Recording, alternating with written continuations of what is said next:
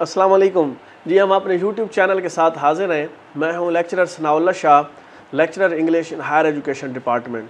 हमने क्रिटिसिज्म की सीरीज़ शुरू की हुई है जिसमें हमने अरिस्टोटल को स्टार्ट किया है और उसका कॉन्सेप्ट ऑफ ट्रेजिडी को डिस्कस कर रहे हैं। हमने उनकी सारी कॉन्सेप्ट ऑफ ट्रेजिडी को डिस्कस कर लिया है। आज उसकी हम उस सिलसिले की आखिरी कड़ी है और आखिरी वीडियो है जिसमें हम आज डिस्कस करेंगे कि ट्रेजिक हीरो कौन होता है, who is a tragic hero. हम देखते हैं कि अरिस्टोटल ने ट्रेजिक हीरो की कौन कौन सी क्वालिटीज़ डिस्कस की हैं और अरिस्टोटल क्या कहता है कि कौन कौन सी क्वालिटीज़ होंगी तो एक जो कैरेक्टर होगा, एक जो हीरो होगा वो ट्रेजिक होगा। आपके क्वेश्चन पेपर में अक्सर क्वेश्चन आते हैं कि फ़लाँ कैरेक्टर ट्रेजिक हीरो है या नहीं है। तो ये जो क्वालिटीज़ अरिस्टोटल ने डिस्कस की हैं तो आप देख सकते हैं कि क्या उस कैरेक्टर के अंदर ये क्वालिटीज़ हैं। अगर मोस्टली क्वालिटीज़ होंगी then definitely he would be a tragic hero, otherwise ये नहीं होगा। ठीक है, एज़ पर अरिस्टोटल। बाकी आपकी अपनी पॉइंट ऑफ व्यू है, आप कह सकते हैं। तो अब हम देखते हैं कि अरिस्टोटल ने कौन कौन सी क्वालिटीज़ बताई हैं कि ट्रेजिक हीरो कौन होता है। सबसे पहले वो कहता है कि जो ट्रेजिक हीरो होता है he shouldn't be perfectly good, कि एक ऐसा नहीं होना चाहिए जो कि परफेक्टली गुड हो, जिसको हम कहें कि ये बहुत अच्छा है। और he should neither be A perfectly good nor be utterly bad, ना बहुत ज़्यादा अच्छा होना चाहिए और ना बहुत ज़्यादा बुरा होना चाहिए। एक आम इंसान की तरह होना चाहिए कि उसके अंदर अच्छाइयाँ भी हों और बुराइयाँ भी हों।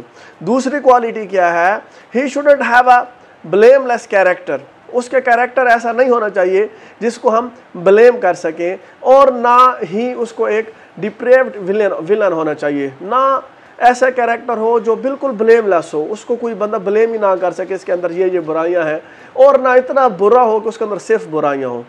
ठीक है, इन बिट बात वही है, उसी बात को थोड़ा सा मैं एक्सप्लेन कर रहा हूँ। तीसरी बात वो क्या कहता है, वो कहता है he should be a man of ordinary weaknesses. ठीक है, एंड वर्च्यूज लाइक अस, वो ऐसा बंदा होना चाहिए जिसके अंदर एक आम इंसान के अंदर ऑर्डिनरी जो मैन होता है, मामूली इंसान होता है, उसके अंदर जो वीकनेसेस होती हैं, कमज़ोरियाँ होती हैं, जो अच्छाइयाँ होती हैं, ऐसी अच्छाइयाँ और बुराइयाँ दोनों उस कैरेक्टर के अंदर पाई जाए। बात फिर वो कहता हूँ कि वही है, not should be utterly good not be utterly bad, ना बहुत ज़्यादा अच्छा हो ना बहुत ज़्यादा बुरा हो।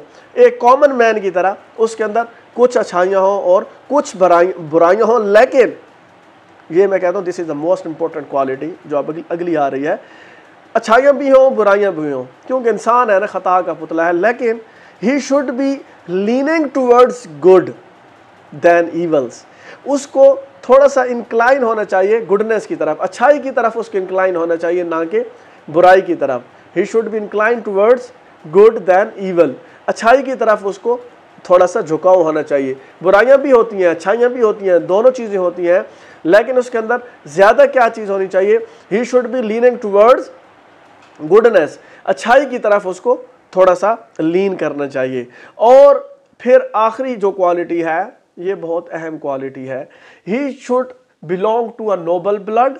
ठीक है, किसी शरीफ ख़ानदान से ताल्लुक़ रखता हो, और he should occupy a position of eminence, उसकी ना कोई एक ऊंची पोजीशन हो, उसको अच्छा ऊंचा ओहदा हो, जैसे वो किंग हो, प्राइम मिनिस्टर, मतलब कोई अच्छी पोस्ट पे हो। इसकी वजह क्या है कि जब अच्छी पोस्ट पे होगा, जब उसका फॉल डाउन होगा, ठीक है, डाउनफॉल होगा, वो अपनी पोजीशन से नीचे आएगा, तब हमें उसके साथ पिटी एंड फियर के एलिमेंट्स हमारे अंदर अराइज होंगे।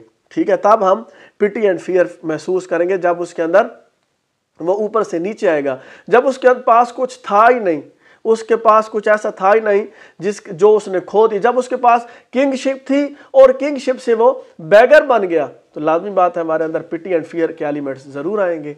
ठीक है, हम महसूस करेंगे कि यार उसके साथ बुरा हुआ है। ठीक है, और जब वो उसको, जैसे ऊपर जो जितनी क्वालिटीज़ बयान की हैं, उसको अगर मैं समराइज़ करूँ 4-5 इस आखिरी क्वालिटी के अलावा, कोई एक ऐसा बंदा होना चाहिए जैसे एक आम इंसान होता है, जैसे हम होते हैं।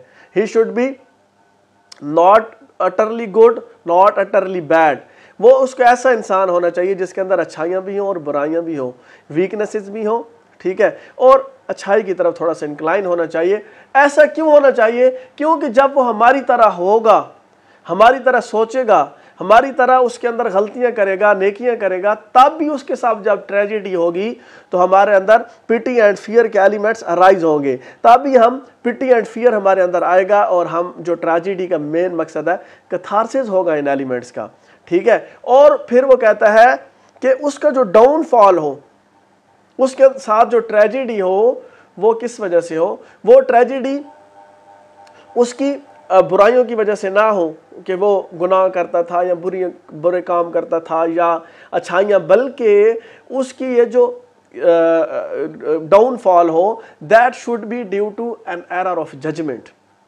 उसकी लाइफ में उससे कोई एरर ऑफ जजमेंट हो जाए, जिसके लिए अरिस्टोटल ने बहुत प्यारा वर्ड यूज़ किया जिसको वो कहता है हमार्शिया, ठीक है। हमार्शिया किसको कहते हैं? एरर ऑफ जजमेंट, या जिसको हम ये भी कह सकते हैं कैरेक्टर फ्लॉ। उस इंसान के अंदर कोई ना कोई नेचुरली कोई कैरेक्टर फ्लॉ हो। जैसे हमने देखा इडिपस रेक्स में, इडिपस के अंदर कैरेक्टर फ्लॉ था, he was rush in judgement, वो बहुत जल्दी फैसला कर लेता था, ठीक है, जिसकी वजह से उसका डाउनफॉल हुआ। फिर हमने देखा जो उथैलो का डाउनफॉल हुआ वो भी रश इन जजमेंट था। और फिर हम जब देखते हैं हैमलेट का डाउनफॉल हुआ, वो क्या था? प्रोकास्टिनेशन था। ये जो प्रोकास्टिनेशन हो गया, रश इन जजमेंट हो गई, वो उनके कैरेक्टर फ्लॉ थे, जिसको हम हमार्शिया कहते हैं। ये बहुत अहम टर्म है, character flaw, error of judgement. वो जज करने में एरर कर जाते हैं, जिसकी वजह से उनका डाउनफॉल हो जाता है और उनके साथ ट्रेजेडी हो जाती है। जब ये सारी क्वालिटी मिलके एक कैरेक्टर के अंदर आएंगी तो वो क्या होगा? एक ट्रेजिक हीरो होगा।